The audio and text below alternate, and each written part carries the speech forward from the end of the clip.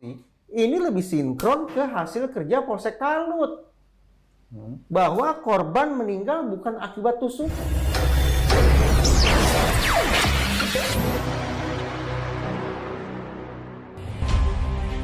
Mel disebut terlibat pembunuhan Vina Cirebon, begini kedekatannya dengan Linda, Vina, hingga Eki.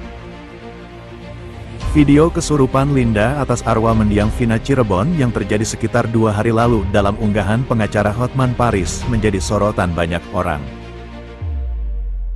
Pasalnya, Vina menyebut adanya keterlibatan sosok lain dalam kasus kematian dirinya pada Agustus tahun 2016 silam. Dalam video itu, sosok di balik suara Mel yang berbicara melalui voice note di kanal YouTube Jejak Backpacker disebut sebagai salah satu pelaku kasus pembunuhan. Vina pun mengungkapkan peran Mel dalam kasus kematiannya. Melalui mulut sang sahabat, Vina Cirebon menyebut Mel memukuli dirinya dan juga ikut melakukan ruda paksa bersama para pelaku lainnya. Selain itu, Vina juga menyebut Mel bukan nama sebenarnya dari sosok dalam rekaman suara dalam kanal YouTube Jejak Backpacker. Nama yang sebenarnya Vina mengaku tak mengetahuinya karena tidak kenal. Terlepas benar tidaknya hal tersebut, Mel dalam kanal YouTube Jejak Backpacker menceritakan kedekatannya dengan Linda, Vina dan Eki. Saya saksi yang ada di TKP terakhir. Saya, adik Eki, dan Vina memiliki hubungan yang sangat dekat, tapi di luar geng motor karena adik Eki itu sudah seperti adik sendiri, kata Mel.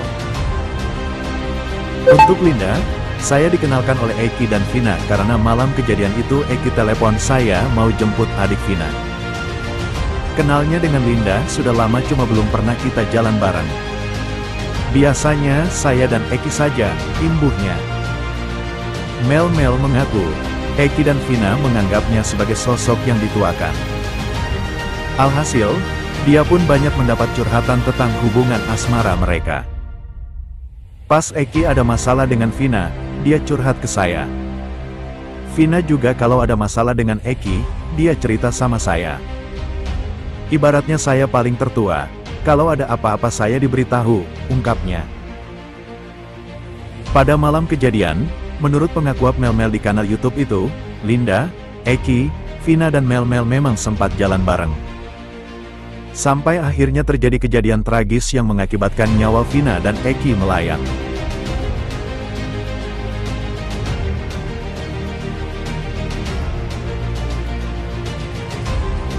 Kasus Vina Cirebon, adik Pegi diperiksa sebagai saksi, kuasa hukum. Kita bicara apa adanya.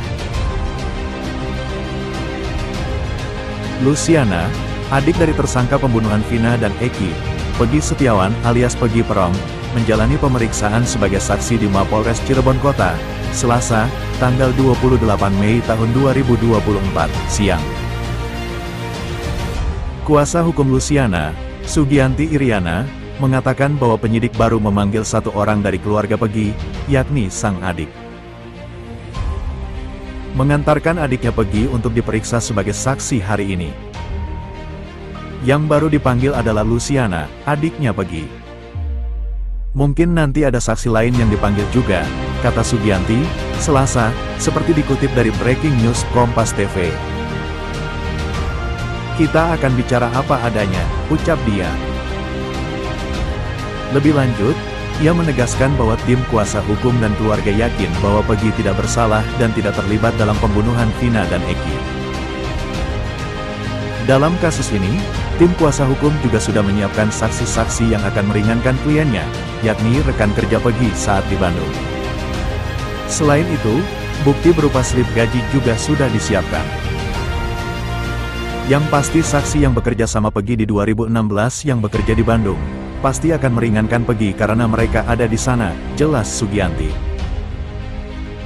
Kalau bukti, Ibu sudah persiapkan, ada slip gaji, walaupun catatan kecil, catatan kertas buram, bahwa Pegi masih menerima gaji di tanggal 26 Agustus tahun 2016, Oktober 2016, juga masih menerima gaji, tambahnya.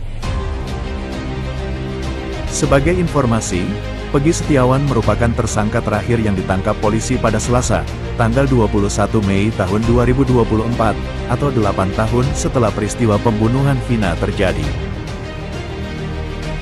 Vina dan Eki dibunuh di Desa Kepompongan, Kecamatan Talun, Kabupaten Cirebon, pada tanggal 27 Agustus tahun 2016 silam oleh sekelompok orang anggota geng motor.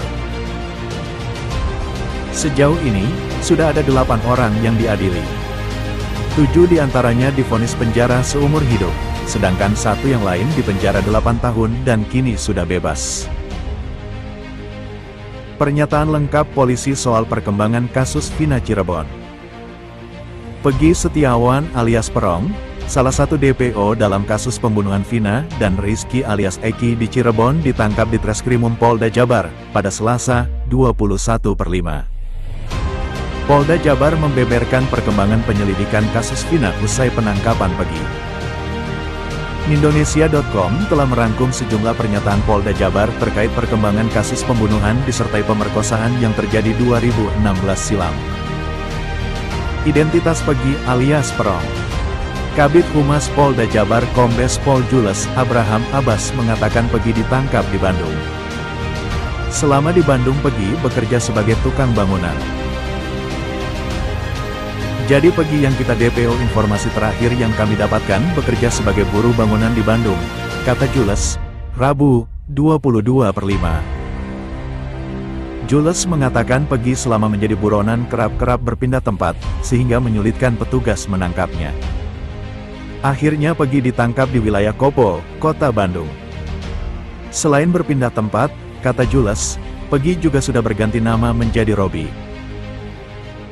Tersangka juga sudah berganti nama menjadi Robi. Namun polisi akhirnya berhasil melacak keberadaan tersangka saat bekerja menjadi kuli bangunan. Dia berganti nama. Panggilan di tempat kerja, kuli bangunan, mengaku bernama Robi, katanya. 1. Pernyataan lengkap polisi soal perkembangan kasus Vina Cirebon. Polda Jabar membeberkan perkembangan penyelidikan kasus Vina usai penangkapan Peggy, berikut pernyataannya. Peggy Setiawan alias Perong, salah satu DPO dalam kasus pembunuhan Vina dan Rizky alias Eki di Cirebon ditangkap di Treskrimum Polda Jabar. Antara FOTORISAN Alfarisi. Egy Setiawan alias Perong, salah satu DPO dalam kasus pembunuhan Vina dan Rizky alias Eki di Cirebon ditangkap di Treskrimum Polda Jabar pada Selasa, 21/5. Polda Jabar membeberkan perkembangan penyelidikan kasus Vina usai penangkapan Peggy. Indonesia.com telah merangkum sejumlah pernyataan Polda Jabar terkait perkembangan kasus pembunuhan disertai pemerkosaan yang terjadi 2016 silam. Identitas Peggy alias Perong. Kabid Humas Polda Jabar Kombes Pol Jules Abraham Abbas mengatakan Peggy ditangkap di Bandung. Selama di Bandung Peggy bekerja sebagai tukang bangunan. Jadi Peggy yang kita